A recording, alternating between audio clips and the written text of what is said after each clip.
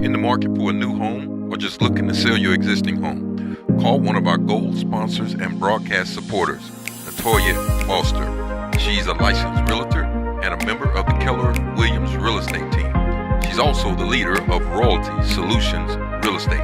You can reach her at 254-300-1235. RNS Barbecue, Waco's #1 barbecue destination. Whether it's their mouth-watering brisket, their fall-off-the-bone ribs, or their homemade chili beans, come by RNS Barbecue. For your next event, let them cater it. Call Richard or Sharon over at 254-420-9500. RNS Barbecue, Waco's #1 barbecue destination. 1101 Richland Drive, right off Valley Mills. Stop by RNS Barbecue.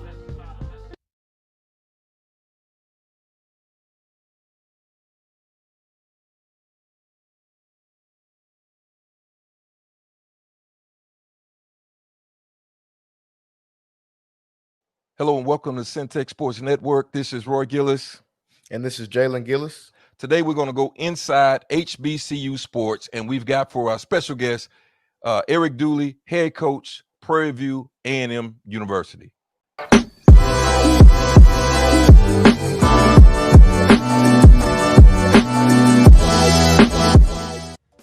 Hello, this is Roy Gillis, Centex Sports Network. Thank you for tuning in today. I'm here with my co-host, Jalen Gillis. Jalen, what's up?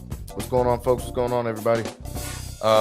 HBCU sports. HBCU sports has been in the news, and I'm glad about it. Let me just tell you that. I'm glad about it. It's been in the news most recently because of Jackson State Sonic Boom signing up Dejohn, bringing a few more eyes to HBCU sports, something that we're very familiar with, but maybe some were not. But now it's on the front line. Jalen, what do you think about this signing of Dejohn coming to Jackson and how that's going to affect HBCU sports? Yeah, hopefully, I believe the goal is to be able to shine a light more on HBCU sports and just what these guys have to offer and the culture, the very, very rich culture that each one of these HBCUs have, and just to be able to, like I said, shine a light on these guys and get them some more eyes on them. Well, in order to find out something about HBCUs, you got to go to a HBCU person. And we've got somebody coming in that's going to speak to us today. He is the head coach of Prairie View A&M University, which I am an alumni of, so I might be a little biased. So if anybody, for you haters in HBCU land, don't hit me too hard. But I'm gonna bring in Coach Eric Dooley to come in now and speak to us. Coach, how you doing today? I'm doing well. How are you guys doing this morning? Hey, we're doing good, Coach. Great. We're so glad to have you on the show today, and we're excited about it. We're excited about you coming in. Let me just first say, let me give you some big props on that pocket square you got there, Coach. I'm gonna give you some props on that pocket square. So you only get that on HBCU guys. That's what you get. That's an accent, Jalen, because you're a little bit younger. That's an accent that he brought in. Coach, our goal really all the way through has been here in Central Texas. We feel like we got a lot of rich talent. We want to bring more HBCU presence in Central Texas, and of course, we wanted to reach out to PV first and just tell us a little bit about your journey in getting to Prairie View, because I know you didn't start there, but you're here now. Tell us how you kind of got here to Prairie View A&M University. Yeah, I started out actually, you want to chase that dream of playing football. So I was chasing that dream of playing football, but came to some reality that, you're getting a little older right now. So you got to make a decision of that next career in your life. And, my mindset has been, if I cannot get to the NFL, why not help someone else? Yeah. So my deal was then I went back to high school back in New Orleans, Louisiana, and had the opportunity to work with Coach Sam Hill, who gave me the first opportunity to coach. Still was in and out wanting to play football, but just saw the love of wanting to help young men to establish themselves as well. So I got an opportunity to coach in New Orleans, and then it was a young man by the name of Mark Orlando. Okay. I guess recruiting that area. Saw something in me and asked me would I be interested in coaching at Southern University. Of course, that was a little different playing at Grambling, playing for the legendary Eddie Robinson. So Yeah. to go to Southern, that was a huge eye opener. But I accepted that and had opportunity to meet right now who I would say is a living legend, Pete Richardson. I had the opportunity to work with Coach Richardson for 14 years. And I mean, within those 14 years, I think it gave me the backbone, what I needed. It gave me all the insights on, what it takes to become a coach in this conference, what it takes to become a coach with the different diversities in the backgrounds of individuals. So stayed there for 14 years as the wide receiver coach, recruiting coordinator, just, learning the ins and outs, and owe a great deal of Coach Richardson because right now today we still speak and talk because he's a great mentor for me. I had the opportunity to move on to University of Arkansas at Pine Bluff as the quarterback coach, offensive coordinator. My first opportunity being the offensive coordinator. I did some great things with Coach Coleman. I've been fortunate and blessed to be up under some great men that continues to lead and guide me. And it started from my dad. My dad was the first one that gave me that raising, that gave me that background and that backbone what I needed. But had the opportunity to go work with Coach Coleman for 3 years. Learned a whole lot. Was fortunate enough to win a championship there as the offensive coordinator. Not to mention that Southern University with Coach Richardson had the opportunity to win 4. After staying 3 years at the University of Arkansas at Pine Bluff, I was given another opportunity by Coach Broderick Falls to go to Grambling State University. Of course, my wife and I, we pray on everything, and I thought it was the right move at that time, and had the opportunity to go to Grambling and stayed there for 4 years as the offensive coordinator, quarterback coach, then offensive.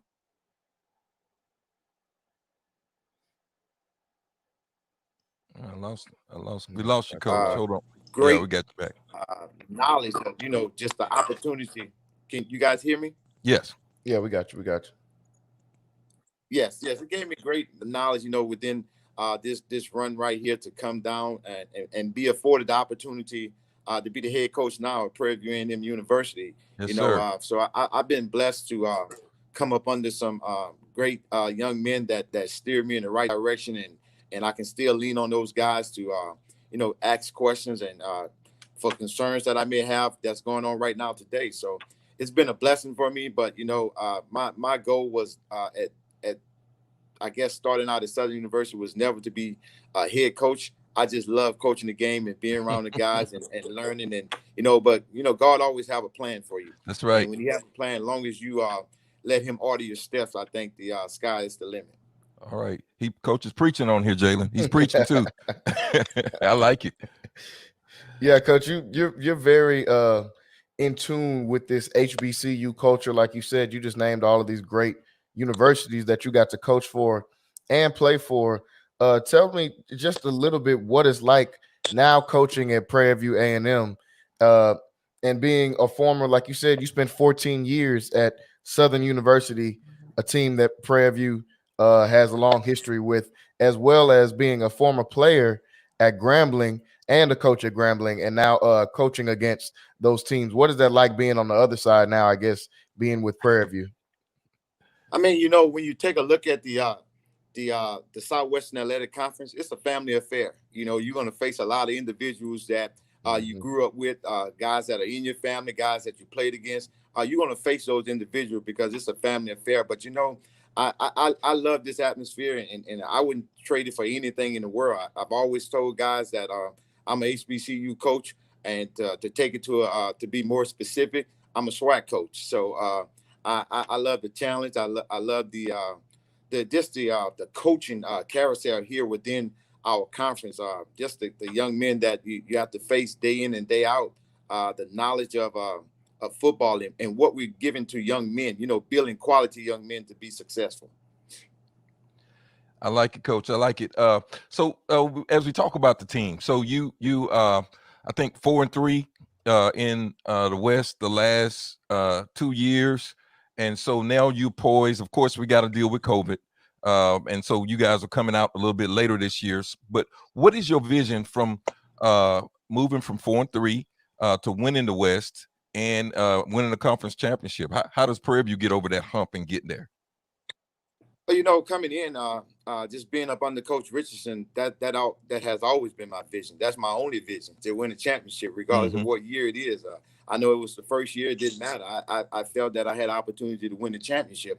I think right now the team has, progressed as to what we were trying to build here. The biggest thing was to make sure that these young men understand the academic side of it. We have some principles that we go by. We talk about the spiritual side first. And then we go to the academic side, because we want these young men to be successful regardless of what may take place. But I feel that we're in line to be able to compete with the rest of the conference. I like what my assistant coaches have done, going out recruiting some great young men to be a part of our program and understand and see our vision. So I like where we are right now, and we just have to continue to progress and get better each day. Coach, we touched a little bit on just talking about the COVID situation that we got going on. And I know it's been crazy just being able to get in touch with different guys, being able to recruit. Your recruiting was a little bit messed up, just a little bit different. I'll say that, than how you're used to doing it. And then now we're not playing in the fall, which is everybody's used to, the HBCU culture coming in the fall. And the football games and just everything that comes with that.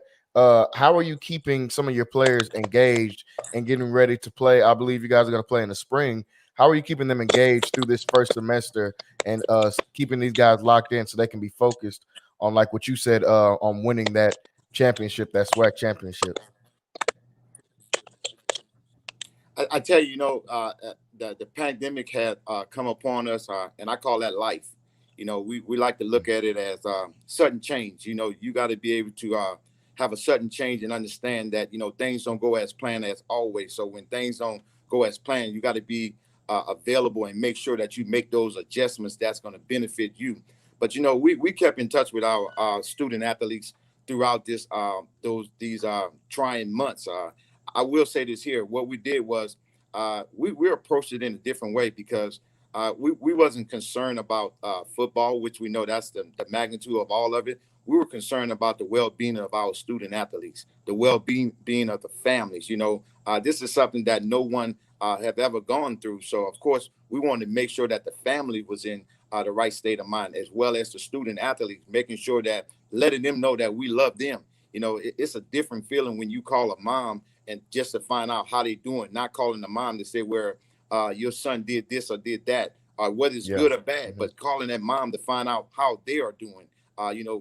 You look at it, student athletes now are home for a long period of time. And in this day and time, student athletes may not stay home a whole week because everyone is always on campus all the time. So we approach it by making sure that we stayed in touch with these guys and making sure that, that the mindset was where it was supposed to be, that family was in good health and everything was going as planned. And then we just continue to meet and check in day in and day out to see how these young men was doing and try to provide the same service for those guys that we would have provided being here face to face, not doing it virtually. And that's a big challenge. That's a big challenge that all coaching staffs all over college football and all athletics are facing right now. Coach, a lot of people don't know about the story football past of Prairie View, because news cycles are so quick. We only sometimes remember the last 20 years, last 30 years, but Prairie View has a rich history in football. I know when I was growing up, even back in the 50s and early 60s, some call it the Black Notre Dame. So it was a lot of great history at Prairie View. In college football, recruiting is big. It's huge. Recruiting is huge, Coach. So if a parent is considering Prairie View to allow their student athlete to come there, what can they expect coming to play football and attending Prairie View A&M University? Well, it starts with our president, our leader, the vision that she has for this great university, the academic side of it, building quality people to lead this university and be successful. So, building productive people. So we like to start with our president, the things that she put in place, the vision that she has for our for our students, period. So they know that they're going to get a great education. That's the thing, a well-rounded education. We have a lot of different majors that they can come and get into a rich tradition of. You're talking about the education side of it. You're talking about the engineering side of it. You're talking about the nursing, the medical side. It's just so much you can respond upon when you talk about academics.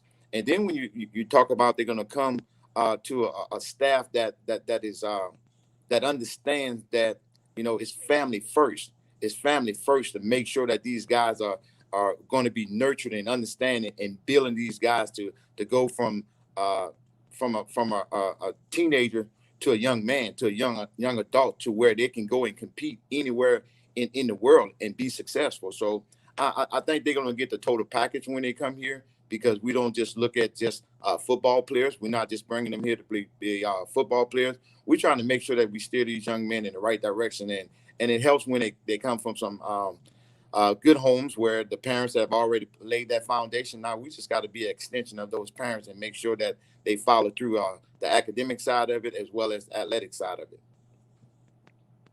Yeah, coach, and that's always huge, being able to, like you talked about, even the education side that they'll be able to get when coming to Prairie View A&M University. So, coach, we want to talk about just a little bit about what are some of the players. If you're talking to guys that aren't well versed with PV football, who are some of the guys on this team, some of the guys coming back, and some of the guys that are going to make a very big impact on the season this year when y'all do resume? What are some of those names that we need to look out for? Well, you got to always start with your All-American. When you talk about a guy, we got an All-American right here in Jalen Harris that has been playing the cornerback spot for us and done a great job. This young man has a lot that he brings to the table. You're talking about a young man that played professional baseball, then had the opportunity after, I guess he didn't want to play baseball anymore, to come and play collegiate sport and done well. And, the biggest thing that I like about this young man, we talking about all the accolades of him being an All-American, but he also has his undergrad degree right now, and he's one semester away from getting his master's. So, that's wow. How you come in and make sure that the system is working for you. He's getting everything that he put his mind on to play college football, to get his degree, and now he's going to get that bonus part and get his master's. So you got to make sure you pay attention to a Jalen Harris. Then you talk about a Story Jackson, a guy who a high academic as well, always on the honor roll. A guy set to graduate this semester right here as well, and a great football player. So Story Jackson is one guy. And then we have a young man by the name of Drake Cheatham, who is an engineering major. And he was a part of my first signing class. And it just seems like time is just not waiting on anyone. This young man is a junior, but set to graduate next semester because he's taking care of business in the classroom. So, and he's a great football player, made all conference as well. We got a Reginald Stubblefield, who's also in grad school as well. I know I'm naming a lot of guys on the defense side of the ball, but these guys have done some great things. I'm talking about in the classroom as well as on the field, and that's what I predicated on. I mean, we bringing you here to play football, but how are you going to matriculate academically? And these guys have shown that they're doing some great things. But then when you go to the offense side of the ball, you're talking about a Dejohn Jones who been here for a while, set to graduate. I'm mentioning all these guys that set to graduate this fall right here, but also got an opportunity to come back and play his last year. Has been an all-conference player for us and doing some great things. So we got some guys that are coming back. I can the list can go on and on, but I like what we have coming back. I like the success that these guys have had thus far, but now, it comes to that point in time. How do you handle success? You have to be able to handle success to get to the next level. We like it, Coach. So we getting ready to go wrap this thing up and go to this lightning round. So I got some questions I need to ask you. Just some real easy questions, but it's gonna help us kind of know who Coach Dooley is. Your favorite pro team, any sport? New Orleans Saints. I figured that. So I know you coming from Louisiana. You in this Houston area now. So Houston, Prairie View area. What's your favorite restaurant? Favorite place to eat? Wow, you know my favorite restaurant, and my wife can make me go to it so much, is Saltgrass. Saltgrass. Oh, yeah. Yeah, that's a good one. That's a good one. Favorite HBCU athlete all time? Wow, man, That's a lot. I say that, and that puts me in a bad mindset because I got so many favorites that I played against, that I watched coming up as a young man. But wow, I guess the name that stands out because I'm so close to him and he's a mentor of mine, and some of the things that he's been able to accomplish, Doug Williams. Doug Williams. All right. First black quarterback to win Super Bowl. I know about it. I was watching him. In your pregame, Coach, what music are you listening to? What's on your playlist in your pregame music? You know, I don't want to say that I'm getting older, but I'm a guy that meditates on my own. I don't need the music anymore. But you know what? I'm a gospel guy. I listen to a lot of Kurt Franklin type music. I listen to a lot of Darryl Coley type music. So, you know, some of the stuff that I guess the young men don't want to hear, but they understand what's going to come out if I put it on. So those are be some music that I listen to. You know, I may get into comfort zone and try to listen to that. And then, you know, being from New Orleans, I like to hear Bishop Paul Martin sing some time too. So, you know, I get into my zone when I want to listen to that thing. And once I listen to that right there, it's time to get on the field. You ready to go? You Yes, name sir. some greats. You name some greats. Last question in this is a HBCU test, Coach. Spades or dominoes? Well, you know, it just all depends on what you feel you're great at. I just think I might be great at both, but I'll say spades. I'll say spades. So on dominoes, do you let people in with 5 or they got to come in with 10? They got to come in with 10. Yes, sir. Yes, sir. Yes, sir. But you know all your assistant coaches think they are better domino players. They think they're better spade players. So we had the opportunity to incorporate some pool tables and some ping pong tables, and all them think they're great. So I just let them play one another, and then I just go down and whip one of them and let them know that sweep it up. Yeah. Coach, we want to thank you so much for stopping in, introducing. I'm hoping it won't be the last time. We want to reintroduce HBCU, especially PV athletics, to Central Texas. We got some great athletes down here, and I've been asking questions of some of these head coaches. Hey, have you called that way? What do you think about this? And so there's some interest in HBCUs and Prairie View in this Central Texas area. And we're so happy that you came and stopped by and talked to us today. You know, it's been a pleasure of mine to do it, and I'm glad I had the opportunity to meet you guys. And I can tell you right now, I'm open. You guys can feel free at any time to get in touch with me to come on to speak about our brand. I love Prairie View, and I want to let the world know about Prairie View, especially here in Texas as well. We're not a secret anymore. I want them to understand who we are and what we stand for. And just when you come here, you come into a beautiful campus. You come into a campus that is well organized. You come into a campus with a president that has a vision. You know, that goes back to the Bible. If you don't have, you perish. So everything is coming in place for us, and we feel real good about where we stand right now. We welcome them a new AD that is from the Texas area, bringing a lot of knowledge and I would say experience to the game that's going to help us take us to that next level. So we're excited about everything that's going on, and we understand that The games is going to be played in the spring, but hey, that's the hand we dealt with. That's why we say spade. We just got to play it. We're going to play it in the spring, and we're ready to go. Got to play it. When we come back, it'll be more HBCU sports.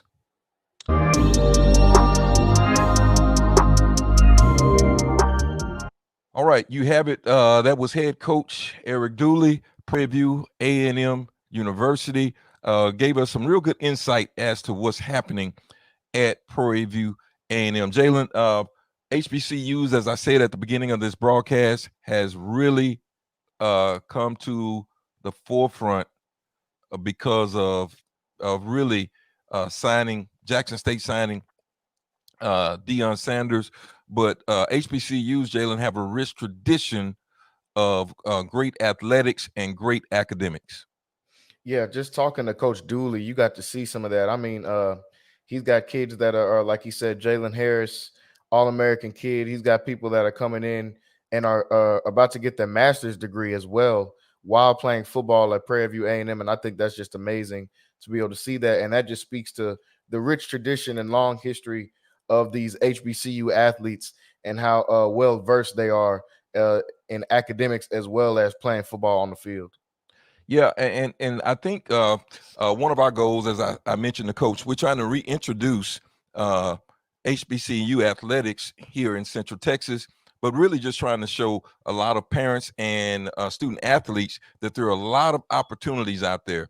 And while we appreciate all of the great schools that are around here, we, in Waco, in Central Texas, we got Mary Hardin, which is a D3 powerhouse.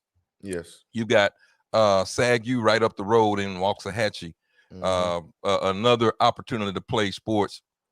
But we've got schools like Prairie View who really provide a D1 opportunity merged with great academics. And they've been making some changes. If you haven't been to Prairie View's campus, the new athletic facility is beautiful. It takes a backstage to no program.